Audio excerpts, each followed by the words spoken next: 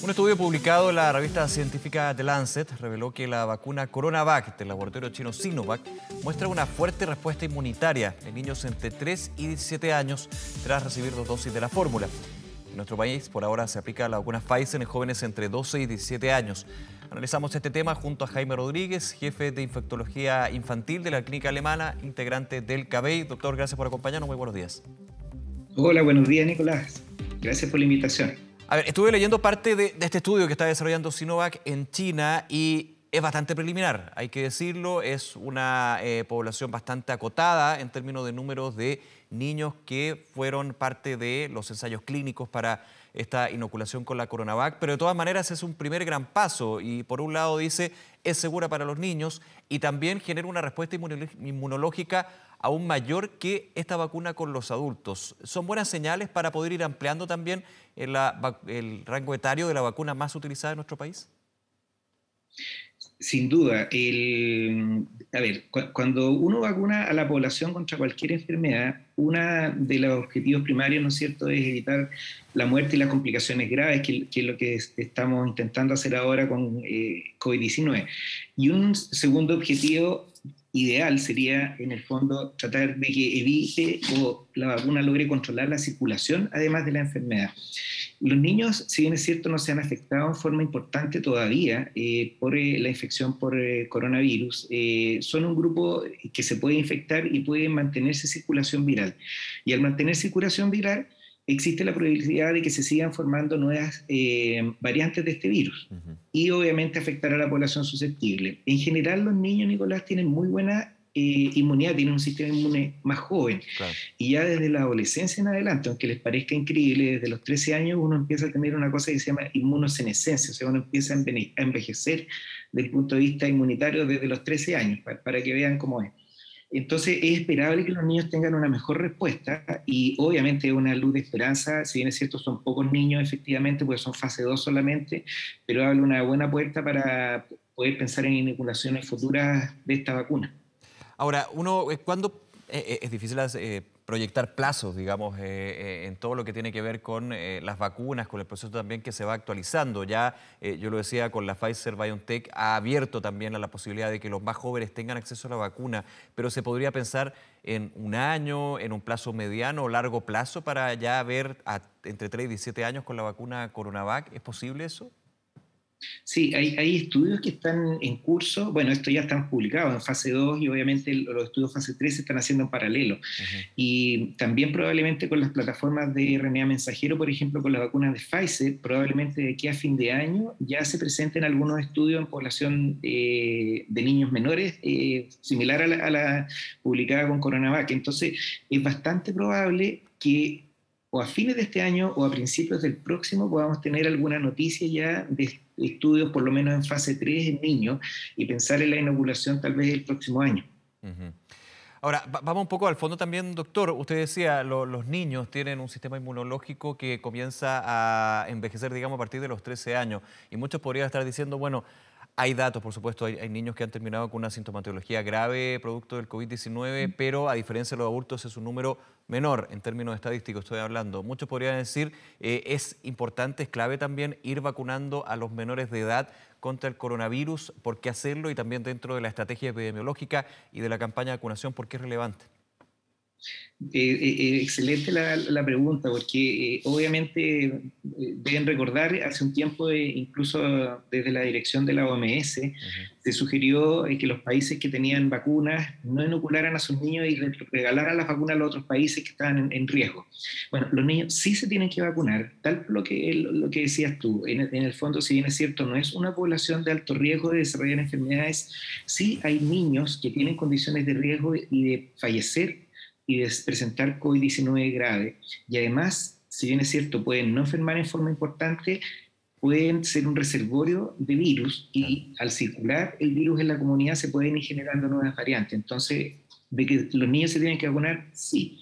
¿Es peremptorio vacunarlos? No. Y no tenemos todavía evidencia sólida para vacunar a niños pequeños, pero lo vamos a tener en el mediano plazo.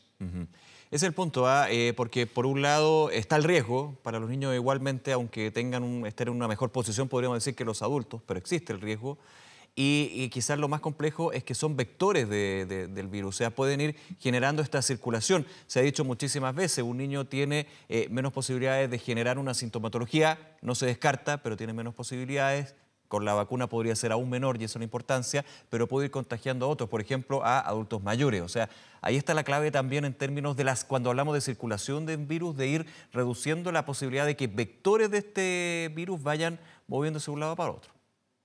Exactamente, ese es un punto crucial de esto y también es importante ir evaluando si las plataformas de vacunas que estamos colocando en el fondo también ayudan a disminuir la circulación del virus. Eso es una cosa que está en evaluación y puede ser que a lo mejor de aquí a 1, 2 o 3 años estemos colocando incluso vacunas diferentes a las que estamos colocando ahora que tengan mayor impacto en la circulación del virus. Ya no preocuparnos tanto de la mortalidad y la letalidad, sino que ya efectivamente preocuparnos de que el virus deje de circular. Ujú. Ahora, está las vacunas por un lado, quería ir también a las medidas de autocuidado. Lo hemos dicho muchísimas veces, doctor, en todas las entrevistas que tenemos aquí en Canal 24 Horas, que la vacuna es una herramienta, pero no es la única. Es quizás aún más importante el autocuidado, porque lo que hacen las vacunas es reducir la posibilidad de contagio, pero no eliminarla.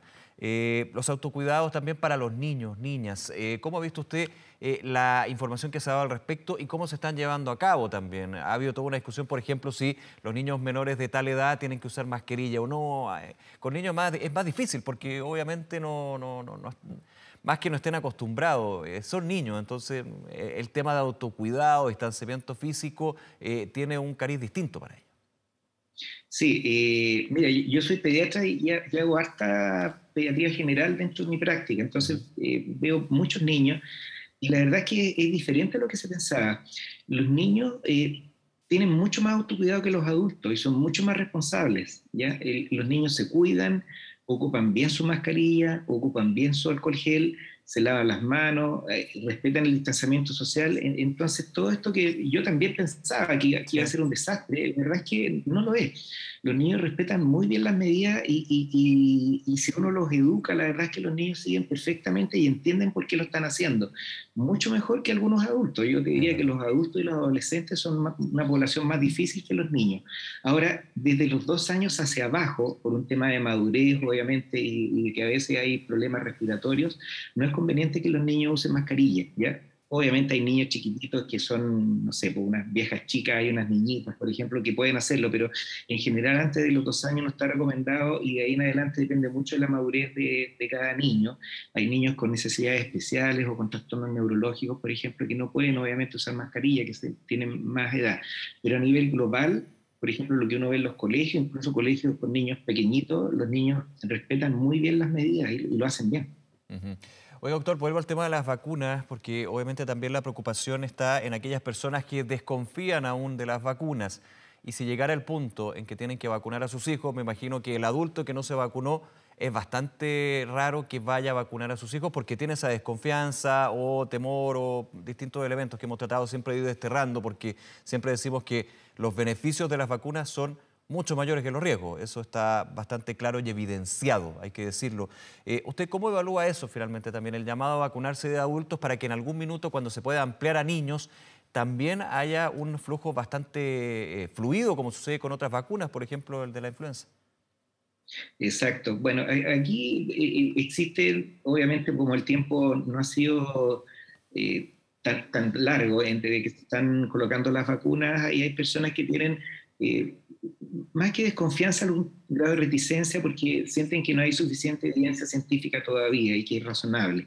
Afortunadamente, los grupos que son muy antivacunas, que yo prefiero denominar los grupos pro pandemia, en realidad, que ese es el nombre que les corresponde, estos grupos pro pandemia, afortunadamente en Chile son muy pocos, ¿ya? Yo creo que la mayoría de la gente que no se ha querido vacunar es porque tiene dudas razonables en relación a esto por el poco tiempo que ha pasado y la labor que hayan cumplido los medios, en especial usted, ha sido fundamental de ir insistiendo en lo que decías, Nicolás, de que el beneficio es con crecerse superior al riesgo que pudiera tener la vacuna y obviamente en la medida que pase el tiempo vamos a tener más población inoculada. Chile Ujú. afortunadamente tiene una cultura en relación a vacunas bastante ya antigua y ya en el ADN nuestro. Entonces, yo tengo fe y esperanza de que esto se va a ir solucionando en la medida que pase el tiempo y en la medida que los medios sigan insistiendo, digamos, en la educación como lo han hecho hasta ahora. Oye, doctor, y por último, ahí el tema de efectos adversos siempre es lo que resuena, especialmente para los niños. Y comentaba usted, el sistema inmunológico de los niños es bastante más robusto que el que pueden tener los adultos. Obviamente, siempre hay diferencia entre una persona y otro niño, digamos, pero efectos adversos, estamos en una fase 2, estamos todavía bien en pañal en términos de poder ampliar con la mayoría de las vacunas este tema, pero ¿se puede ver que haya la posibilidad de efectos adversos? ¿Cuáles podrían darse, por ejemplo, en términos de proyectar lo que se podría enfrentar? Porque siempre las vacunas tienen algún tipo de efecto, y lo hemos comentado, desde el dolor del brazo, que puede ser considerado un efecto, pero ese es bastante habitual, normal. Exacto. Bueno, estamos haciendo un poco camino al andar porque, por ejemplo, el grupo de niños de 12 años hacia arriba, donde está aprobada la vacuna de Pfizer, han aparecido algunos efectos secundarios que son poco comunes, ¿ya? Después del uso masivo. ¿Ya? Obviamente es distinto tener una población de estudio de 1.000 o 2.000 pacientes bajo condiciones de vigilancia que aplicarlo en varios decenas de millones de pacientes. Obviamente siempre va a aparecer alguien que tiene algún efecto secundario. En ese sentido, la vacuna Coronavac como una plataforma de virus inactivado, la verdad es que no debería darnos grandes sorpresas en relación a los efectos secundarios que ya conocemos de otras vacunas inactivadas. Entonces deberían ser parecidos a lo que pasa con influenza.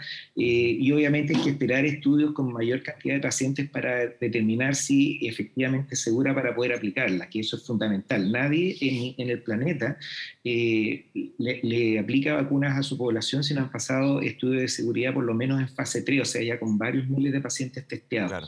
Con las otras plataformas, por ejemplo la de Pfizer, que es mRNA, ahí obviamente se va a tener que ser un poquito más exigente, pero los estudios están en curso para determinar seguridad.